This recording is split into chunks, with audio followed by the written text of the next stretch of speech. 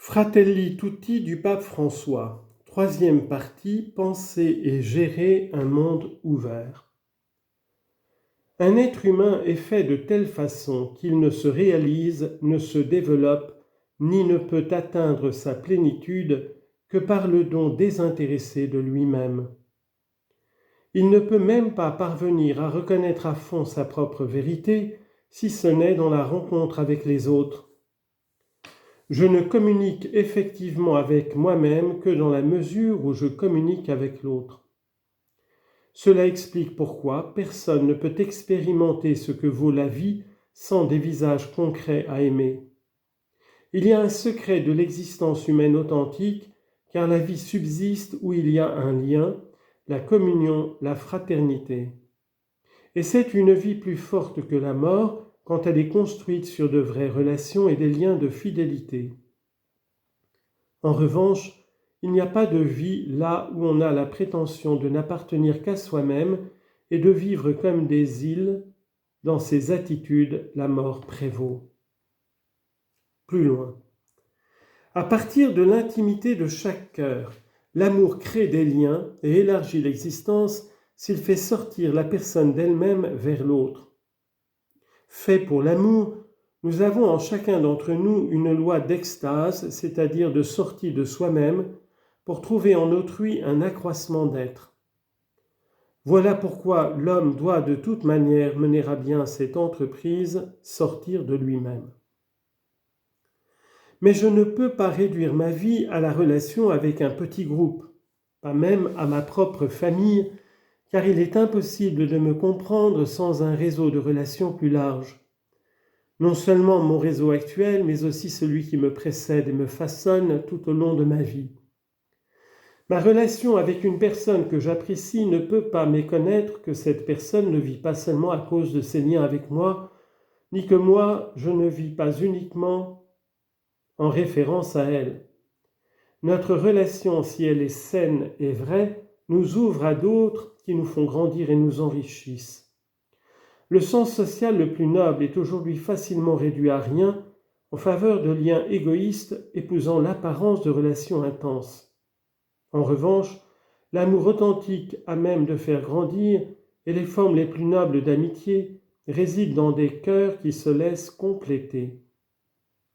Le fait de constituer un couple ou d'être des amis doit ouvrir nos cœurs à d'autres cercles pour nous rendre capables de sortir de nous-mêmes, de sorte que nous accueillons tout le monde. Les groupes fermés et les groupes autoréférentiels, qui constituent un nous contre tout le monde, sont souvent des formes idéalisées d'égoïsme et de pure autopréservation. Ce n'est pas pour rien que de nombreuses petites villes survivant dans les zones désertiques ont développé une capacité généreuse d'accueil des pèlerins de passage et ont forgé le devoir sacré de l'hospitalité. Les communautés monastiques médiévales en ont également fait montre, comme en témoigne la règle de saint Benoît. Même si cela pouvait compromettre l'ordre et le silence des monastères, Benoît exigeait que les pauvres et les pèlerins soient traités avec le plus grand soin et la plus grande sollicitude. L'hospitalité est une manière concrète de ne pas se priver de ce défi et de ce don qu'est la rencontre avec l'humanité, indépendamment du groupe d'appartenance. Ces personnes comprenaient que toutes les valeurs qu'elles pouvaient cultiver devaient s'accompagner de cette capacité à se transcender dans une ouverture aux autres. La valeur unique de l'amour. Les gens peuvent développer certaines attitudes qu'ils présentent comme des valeurs morales, force, sobriété, assiduité et autres vertus. Mais pour bien orienter les actes correspondant aux différentes vertus morales, il faut aussi se demander dans quelle mesure ils créent un dynamisme d'ouverture et d'union avec les autres.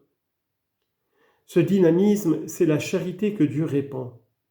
Autrement, nous ne cultiverions peut-être que l'apparence de vertu, incapables de construire la vie en commun. C'est pourquoi saint Thomas d'Aquin, citant Augustin, affirmait que la tempérance d'une personne avare est loin d'être vertueuse. Saint Bonaventure, en d'autres termes, expliquait que les autres vertus sans la charité n'accomplissent pas strictement les commandements comme Dieu les entend.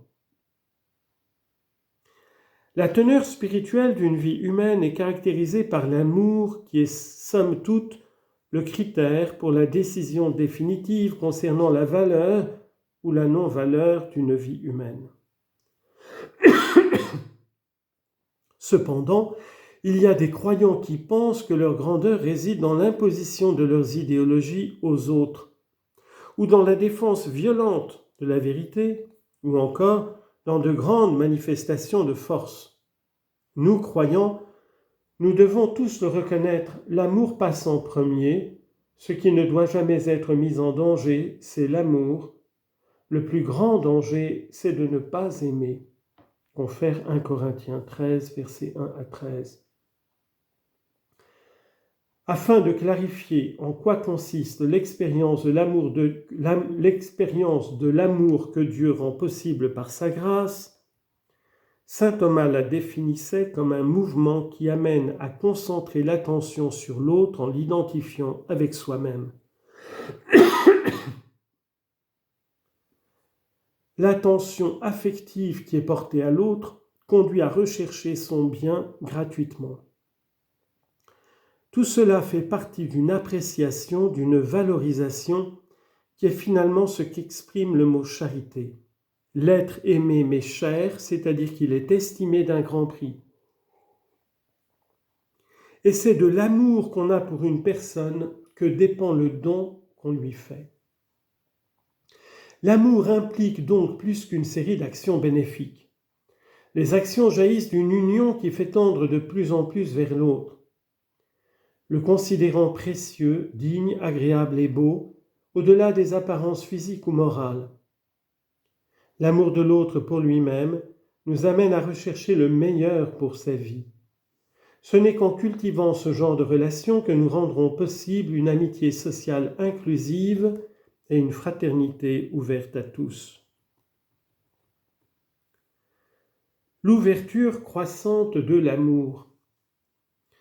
L'amour nous met enfin en tension vers la communion universelle.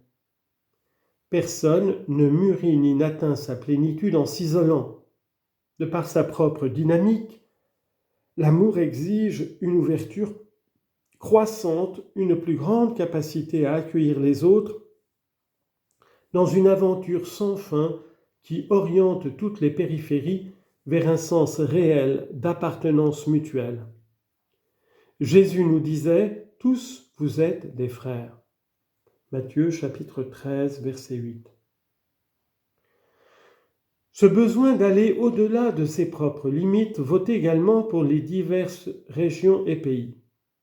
De fait, le nombre toujours croissant d'interconnexions et de communications qui enveloppent notre planète rend plus palpable la conscience du partage d'un destin commun entre les nations de la Terre.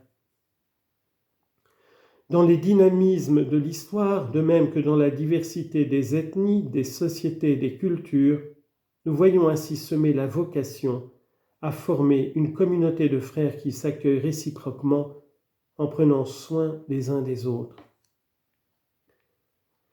Société ouverte qui intègre tout le monde. Certaines périphéries sont proches de nous au centre d'une ville ou dans notre propre famille. Il y a aussi un aspect de l'ouverture universelle de l'amour qui n'est pas géographique mais existentiel. C'est la capacité quotidienne d'élargir mon cercle, de rejoindre ceux que je ne considère pas spontanément comme faisant partie de mon centre d'intérêt, même s'ils sont proches de moi. Par ailleurs, chaque sœur ou frère souffrant, abandonné ou ignoré par ma société est un étranger existentiel, même s'il est natif du pays. Il peut s'agir d'un citoyen possédant tous les papiers, mais on le traite comme un étranger dans son propre pays. Le racisme est un virus qui mute facilement et qui, au lieu de disparaître, se dissimule, étant toujours à l'affût. Je voudrais faire mémoire de ces exilés cachés qui sont traités comme des corps étrangers dans la société. De nombreuses personnes porteuses de handicap sentent qu'elles existent sans appartenance et sans participation. Il y en a encore beaucoup d'autres qu'on empêche d'avoir la pleine citoyenneté. L'objectif, ce n'est pas seulement de prendre soin d'elles, mais qu'elles participent activement à la communauté civile et ecclésiale. C'est un chemin exigeant, mais aussi difficile, qui contribuera de plus en plus à former les consciences, à reconnaître chaque individu comme une personne unique et irremplaçable.